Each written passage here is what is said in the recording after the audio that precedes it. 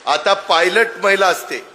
जसं मी गडचिरोलीला गेलो तिथं वोल्वोचे ट्रक मोठे मोठे ती महिला चालवते, स्कूटर महिला चालवते, कार महिला चालवते, तर मग रिक्षा का नाही चालवायची? आणि उलट महिला जास्त सुरक्षित चालवते। पुरुषापेक्षा चांगल्या प्रकारचं ड्रायव्हिंग जर कुणाचं असेल तर ते महिलेचं असतं। मला अनेकदा आता विमानांनी फिरावं लागतं।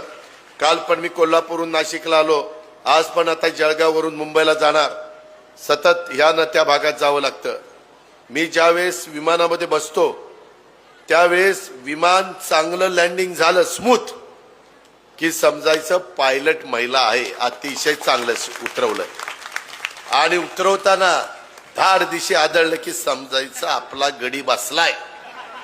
पुरुष माणूस तो काही इतकं सिन्सिअर नाही, धाड दिशे पडतोय। मी पुरुषांनो तुम्ही वाईट वाटून घेऊ नका, खरं ते सांगतोय।